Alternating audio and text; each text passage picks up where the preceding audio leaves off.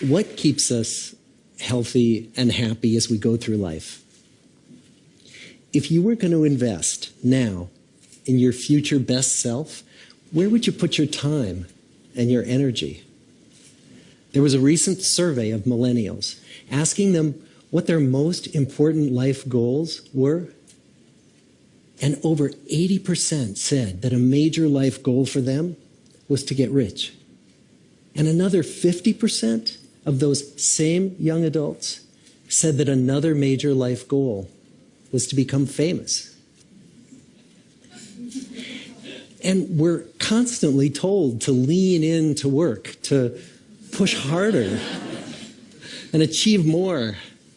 We're given the impression that these are the things that we need to go after in order to have a good life. Pictures of entire lives, of the choices that people make and how those choices work out for them, those pictures are almost impossible to get. Most of what we know about human life, we know from asking people to remember the past. And as we know, hindsight is anything but 20/20.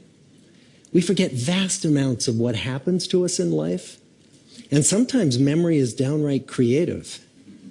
But what if we could watch entire lives as they unfold through time?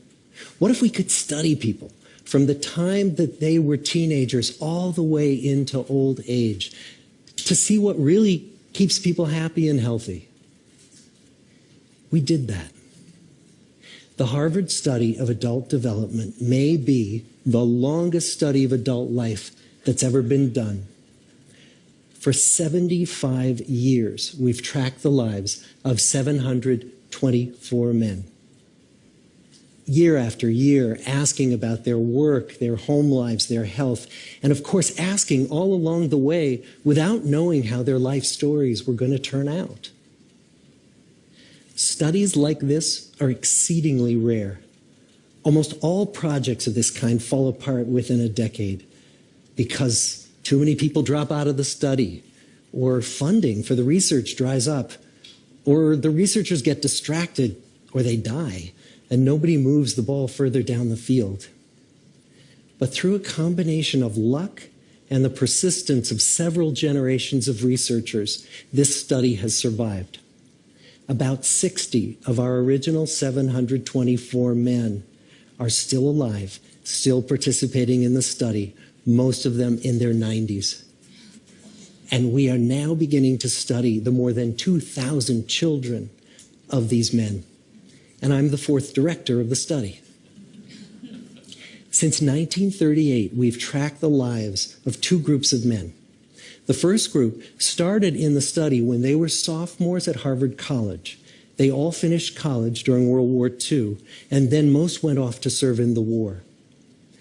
And the second group that we've followed was a group of boys from Boston's poorest neighborhoods.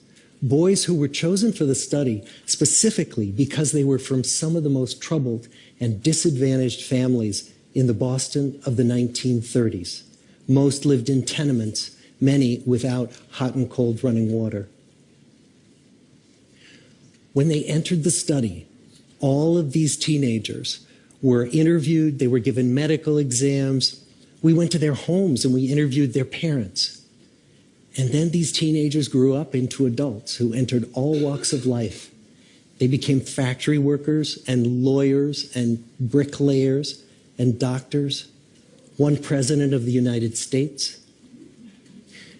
Some developed alcoholism, a few developed schizophrenia. Some climbed the social ladder from the bottom all the way to the very top, and some made that journey in the opposite direction.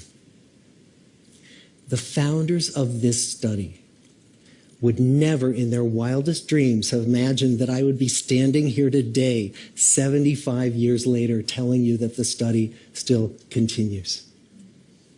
Every 2 years, our patient and dedicated research staff calls up our men and asks them if we can send them yet one more set of questions about their lives.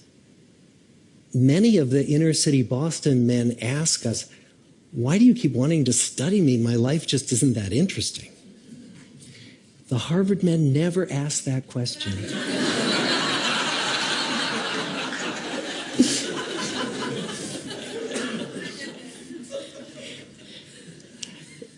get the clearest picture of these lives, we don't just send them questionnaires. We interview them in their living rooms. We get their medical records from their doctors. We draw their blood. We scan their brains. We talk to their children. We videotape them talking with their wives about their deepest concerns. And when about a decade ago we finally asked the wives if they would join us as members of the study, many of the women said, "You know, it's about time." So what have we learned? What are the lessons that come from the tens of thousands of pages of information that we've generated on these lives?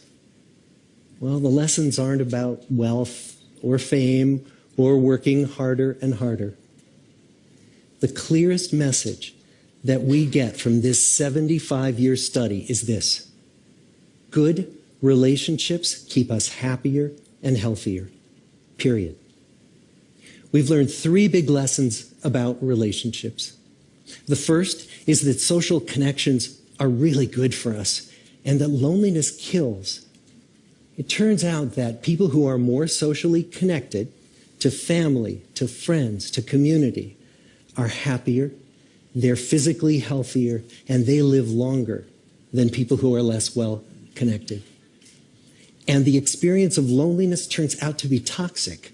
People who are more isolated than they want to be from others find that they are less happy, their health declines earlier in midlife, their brain functioning declines sooner, and they live shorter lives than people who are not lonely. And the sad fact is that at any given time, more than 1 in 5 Americans will report that they're lonely. And we know that you can be lonely in a crowd and you can be lonely in a marriage. So the second big lesson that we learned is that it's not just the number of friends you have, and it's not whether or not you're in a committed relationship, but it's the quality of your close relationships that matters. It turns out that living in the midst of conflict is really bad for our health. High conflict marriages, for example, without much affection, turn out to be very bad for our health, perhaps worse than getting divorced. And living in the midst of good, warm relationships is protective. Once we had followed our men all the way into their 80s, we wanted to look back at them at midlife and to see if we could predict who was going to grow into a happy, healthy octogenarian and who wasn't. And when we gathered together everything we knew about them at age 50, it wasn't their middle-aged cholesterol levels that predicted how they were going to grow old. It was how satisfied they were in their relationships. The people who were the most satisfied in their relationships at age 50 were the healthiest at age 80. And good, close relationships seem to buffer us from some of the slings and arrows of getting old. Our most happily partnered men and women reported in their 80s that on the days when they had more physical pain, their moods stayed just as happy. But the people who were in unhappy relationships, on the days when they reported more physical pain, it was magnified by more emotional pain. And the third big lesson that we learn about relationships and our health is that good relationships don't just protect our bodies, they protect our brains.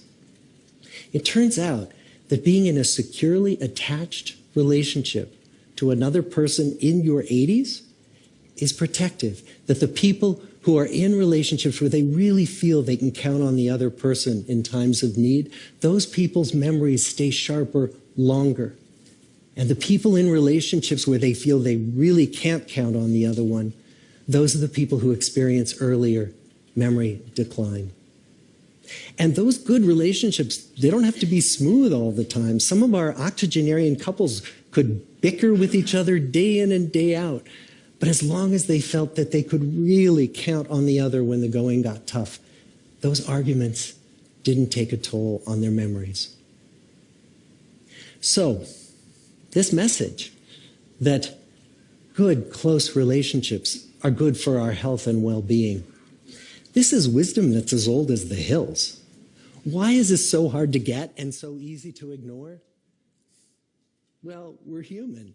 What we'd really like is a quick fix, something we can get that'll make our lives good and keep them that way. Relationships are messy and they're complicated, and the hard work of tending to family and friends, that's not sexy or glamorous. It's also lifelong. It never ends. The people in our 75-year study who were the happiest in retirement were the people who had actively worked to replace workmates with new playmates. Just like the millennials in that recent survey, many of our men, when they were starting out as young adults, really believed that fame and wealth and high achievement were what they needed to go after to have a good life. But over and over these 75 years, our study has shown that the people who fared the best were the people who leaned into relationships with family, with friends, with community. So what about you? Let's say you're 25, or you're 40, or you're 60. What might leaning into relationships even look like? Well, the possibilities are practically endless. It might be something as simple as replacing screen time with people time, or livening up a stale relationship by doing something new together, long walks or date nights, or reaching out to that family member who you haven't spoken to in years, because those all too common family feuds take a terrible toll on the people who hold the grudges. I'd like to close with a quote from Mark Twain. More than a century ago, he was looking back on his life, and he wrote this: "There isn't time, so brief is life, for bickerings, apologies, heartburnings, callings to account. There is only time for loving, and but an instant, so to speak, for that.